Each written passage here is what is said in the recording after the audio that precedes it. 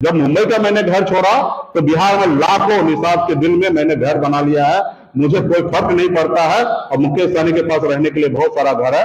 तो आज ये गाली दे, आज हम लोग संघर्ष करेंगे और मुझे पूरा भरोसा 2030 तक हम ऐसी शक्ति, ऐसी ताकत बनाएंगे कि हमारे आने वाला पीढ़ी को कोई गलत नहीं बोलेगा। जिस जुबान से गलत बोलेगा उस जुबान को खींचने का ताकत हम आने वाले समय में बनाएंगे। ऐसी ताकत हम रखते हैं। जब हमारे एक भाई को बंगाल में आरक्षण मिल सकता है, जबकि बिहार, बंगाल, उड़ीसा, झारखंड एक ही राज्य था, और जब हमारे एक भाई को आरक्षण मिल सकता तो एक भाई को क्यों नहीं मिल सकता?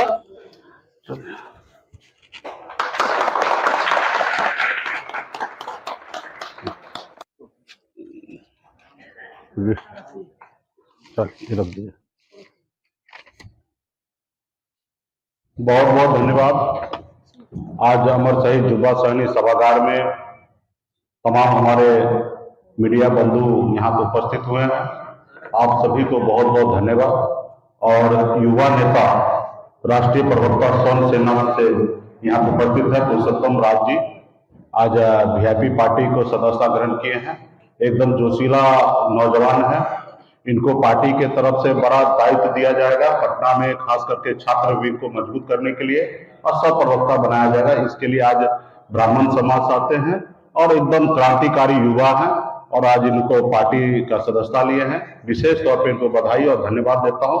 और खास करके आप देख रहे हैं कि हर समाज के लोग आज वीआईपी पार्टी के साथ जुड़ना चाह रहे हैं, पार्टी के साथ आ रहे हैं और हमारे विचारों को जमीन तक, गांव-गांव तक पहुंचा रहे हैं।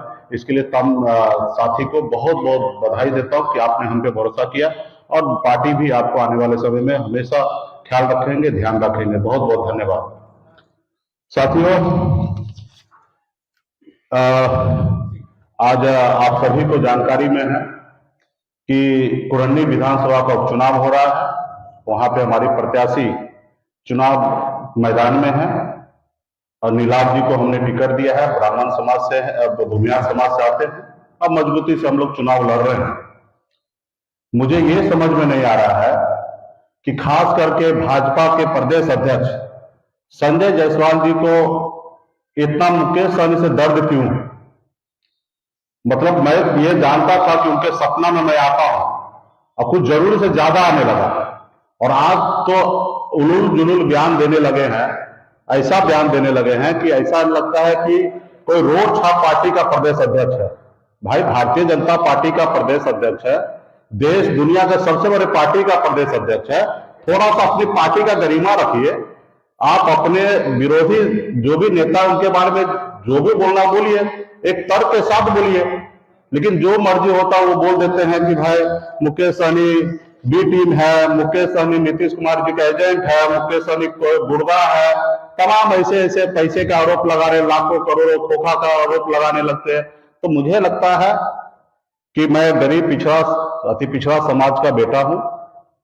आज हम लोग संघर्ष करने के लिए मैदान में उतरे हैं। भाजपा के प्रदेश अध्यक्ष जितना गाली देना है वो मुझे दे, मुझे कोई फर्क नहीं पड़ता है। और कभी खुद देते हैं, कभी हमारे समाज के बेटा को खड़ा करके उनसे दिलवाते हैं, और जो मर्जी होता है वो करते हैं। तो मैं संघर्ष करने वाले लोग हूं। 8 साल से संघर्ष कर रहा हूं और मुझे लगता है कि 8 साल तक और मैं संघर्ष करूंगा। 2030 तक हम लोग इतना मजबूत होंगे, हमारे आने वाला पीढ़ी को इतना मजबूत करेंगे कि मुझे उम्मीद है, भरोसा है कि आने वाले 2030 के बाद ये निषाद समाज पे कोई उंगली नहीं उठा पाएंगे और कोई इस तरीके से गाली नहीं देंगे। आज उन्होंने कहा कि नीतीश कुमार जी के बंगला मेहरबानी में देकर रखे हैं। नोटिस हमारे पास भी आया बंगला खाली करने का। हमने 1 महीने का समय मांगा है। आप सभी को पता है कि इस बंगला में अमर शहीद जुब्बा सहनी का बड़ा प्रतिमा है, फूलन देवी जी का प्रतिमा है और कर्पूरी ठाकुर जी का प्रतिमा है। और हमने कुछ समय मांगा सरकार से कि हम समय रहते हुए खाली कर देंगे। उसके अलावा 30 गुना फाइन के साथ हम रेंट भर रहे हैं। जो इनका रेंट होता है सरकारी, उसके 30 गुना फाइन के साथ हम रेंट भर रहे हैं। और उनको तकलीफ है कि एक अति पिछड़ा मल्ला का बेटा कैसे घर में रह रहा है। वो रोड पे बाहर निकालना चाहते हैं, जैसे चिराग पासवान जी को निकाले, उनके पिताजी को, प्रतिमा को पैरों के तले कुचले, उसी तरीके से आज एक अति पिछड़ा का मल्ला का बेटा को रोड पे निकालना चाहते हैं। एक बार तो उन्होंने हमारे विधायक को खरीद लिए, हमें पार्टी को तोड़ दिए, हमें रोड पे ला दिए और आज चाहते कि रोड पे फिर ला दे। तो मुझे कोई फर्क नहीं पड़ता है। जब हमने मुंबई का घर छोड़ा तो हमने बिहार में लाखों निषाद के घर, दिलों में हमने घर बना लिया है। मुझे कोई फर्क नहीं पड़ता, बिहार में लाखों निषाद का घर है, दिलों में हम घर बना चुके हैं और मजबूती से हम लोग लड़ने के लिए जा रहे हैं। और आपने देखा कि गोपालगंज और मोकामा में हमने चुनाव में लड़ा, उस पर भी आरोप लगा दे। तो मैं खास करके भारतीय जनता पार्टी के प्रदेश अध्यक्ष को कहना चाहूंगा कि आप अपने पार्टी में शीर्ष नेता से बात कर लीजिए कि आपके बड़े नेता, अब बिहार में बड़े नेता, कद के नेता, उनके कहने से हमने चुनाव नहीं लड़ा। उन्होंने हमारे सामने भी गिड़गिड़ाया कि मुकेश जी आप हमको मदद कीजिए, यहां पे चुनाव नहीं लड़िए। हमने स्पष्ट कहा चुनाव एक बार नहीं लड़ेंगे वहां तो ठीक है, लेकिन हम आपको मदद नहीं करेंगे। और हमने महागठबंधन को समर्थन दिया और हमारे एक रणनीति के तहत हमने वहां पे चुनाव नहीं लड़ा और हम घर बैठे अपने निषाद समाज का, हमारा कोर वोटर को हमने ट्रांसफर करके दिखा दिया और भाजपा कहीं ना कहीं बैकफुट पे आ गया। जब हम चुनाव नहीं लड़े तो तकलीफ है, आज मैं चुनाव लड़ रहा हूं तो उनको तकलीफ है। वो चाह रहे हैं कि भाई आप निषाद की राजनीति कर रहे हैं, निषाद को क्यों नहीं टिकट दिया? अरे भैया आप क्यों नहीं टिकट दिया? हम तो पहले कह चुके थे कि निषाद समाज को महागठबंधन हो, एनडीए हो, जो भी प्रत्याशी बनाएंगे वहां पर हम चुनाव नहीं लड़ेंगे। आपके पास भी ऑप्शन था निषाद को चुनाव लड़ाना, आपने चुनाव नहीं लड़ा, फिर नहीं लड़ा निषाद को, तो हम मैदान में लड़े हैं। आप तीन तीन पार्टी के से गठबंधन करके रखे, एक तरफ महागठबंधन 7 पार्टी के साथ, आप चाहते हैं कि हम यूं बेटू बने रहे, एक जात से आप चुनाव जीता जा सकता।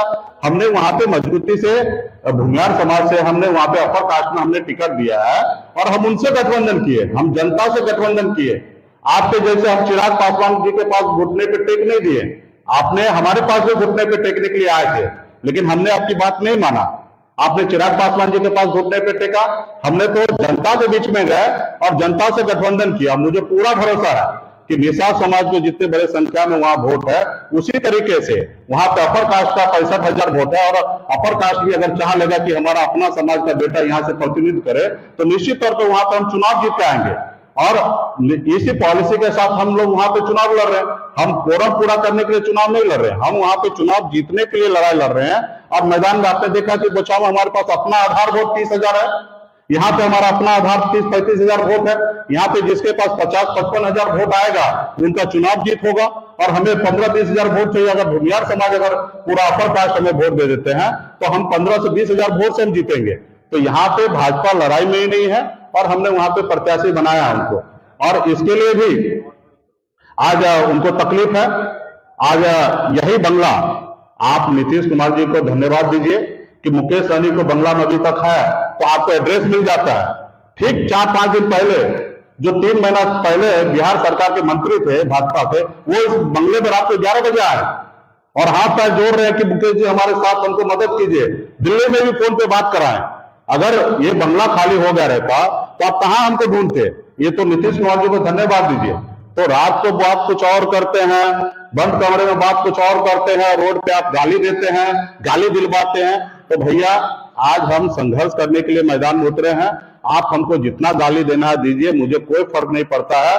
हम संघर्ष के लिए मैदान में उतरे हैं और मैं तो माननीय प्रधानमंत्री जी से कहना चाहूंगा कि यही आपकी नीति है।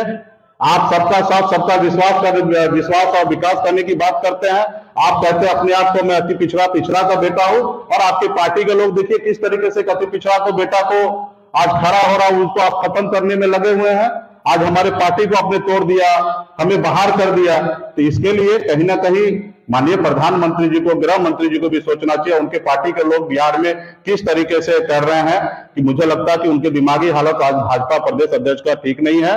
और यहाँ कोलवर में भी सुने हैं माननीय मुख्यमंत्री जी एक पागल खाना का उद्घाटन भी 2 महीना पहले किए हैं।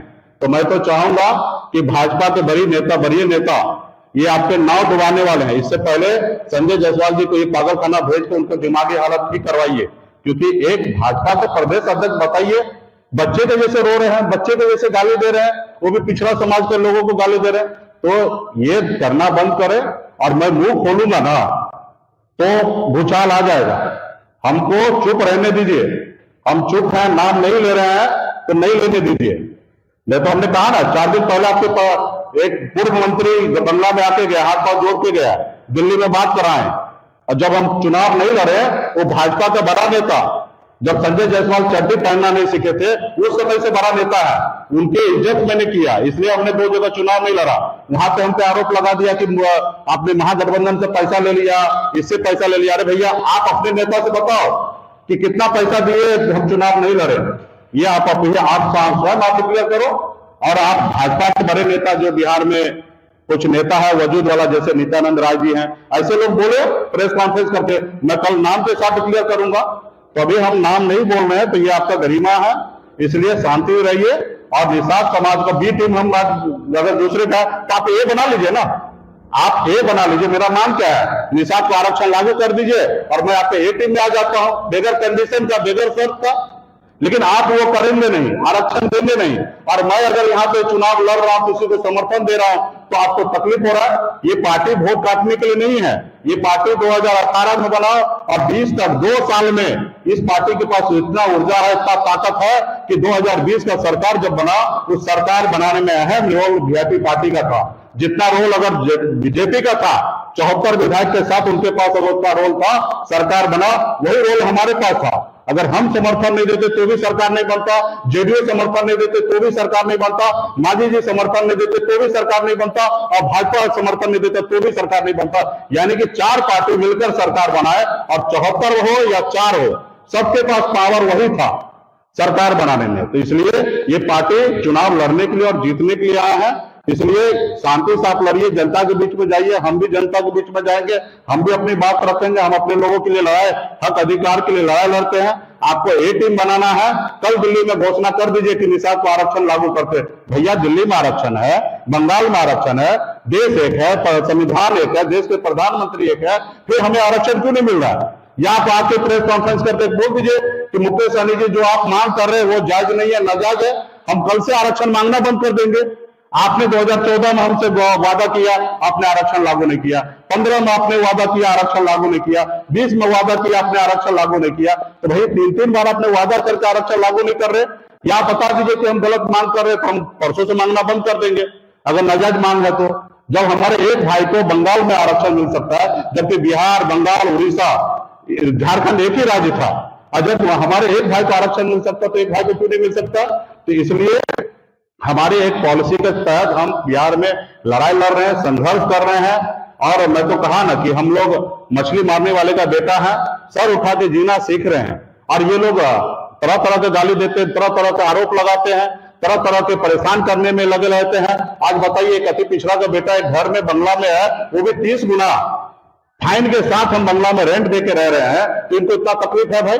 अरे तकलीफ किस बात का? तो रोड पे उतर जाए, बोलिए आप आ जाओ सरकार। अगर ये इसका बस चलता, ये सरकार में रहता तो अभी तक हमको बाहर करा देते। कर्पूरी ठाकुर जी का प्रतिमा बाहर फेंकवा देते हैं, जुब्बा सहनी जी का प्रतिमा बाहर फेंकवा देते हैं, पूरन देवी जी का प्रतिमा बाहर फेंकवा देते हैं। इसी विचारधारा के लोग हैं। आपने देखा कि रामविलास पासवान जी तो किस तरीके से, चिराग पासवान वहां से हटे तो प्रतिमा किस तरीके से फेंका गया। तो इस तरीके ये लोग विचारधारा तो ऊपर वाला भी देखे, और इसीलिए लोगों को बिहार के सत्ता से बाहर कर दिए। निश्चित तौर पर ये लोग आज सत्ता में रहता तो मुकेश सहनी आज यहाँ नहीं रहता। ये तो माननीय मुख्यमंत्री नीतीश कुमार जी को धन्यवाद देता हूं कि आज वो गरीब पिछड़े की बात सुनते हैं और करते हैं। हमारी ये बंगला हमने रजिस्ट्री नहीं किया, हम इसको खाली करेंगे। एक समय के साथ हमने लेके और 30 गुना ज्यादा फाइन के साथ हम रह रहे हैं, तो इसलिए हम समय के साथ हम यहाँ पे शिफ्ट कर लेंगे। तो इसमें भाजपा को पेट में दर्द क्यों हो रहा है? उनके घर में तो जाके नहीं रह रहे, ऐसे लोगों के घर में तो एक रोज 1 घंटा नहीं रखेंगे, और उनके घर में जाना भी नहीं। हमने कहा ना, जब मुंबई का मैंने घर छोड़ा तो बिहार में लाखों निषाद के दिल में मैंने घर बना लिया है। मुझे कोई फर्क नहीं पड़ता है, और मुकेश सहनी के पास रहने के लिए बहुत सारा घर है। तो आज ये गाली दे, आज हम लोग संघर्ष करेंगे, और मुझे पूरा भरोसा 2030 तक हम ऐसी शक्ति, ऐसी ताकत बनाएंगे कि हमारे आने वाला पीढ़ी को कोई गलत नहीं बोलेगा। जिस जुबान से गलत बोलेगा उस जुबान को खींचने का ताकत हम आने वाले समय में बनाएंगे। ऐसी ताकत हम रखते हैं, और इसके लिए आज हम संघर्ष करें। आज मुझे लफड़े में नहीं पड़ना है, हम गाली गलौज में नहीं जाना चाहते हैं, हम कोई विवाद में नहीं जाना चाहते। आज सिर्फ हम संघर्ष करने के लिए मैदान में उतरे हैं और इन लोगों को जितना गाली देना दे, हम पूरे चुनाव भर इन लोगों का कोई भी बात का जवाब नहीं देंगे। इनको जितना गाली देना दे, हम गाली का जवाब नहीं देंगे। हम जवाब देंगे 8 तारीख को, जिस रोज वोटिंग गिनती होगा उस रोज जवाब दिया जाएगा कि वीआईपी पार्टी के पास ताकत क्या है और वीआईपी पार्टी के पास लोग कितना है। हम वोट से उनको जवाब देंगे। आज के बाद हमने एक भी किसी भाजपा नेता का कोई जवाब हम नहीं देंगे। धन्यवाद।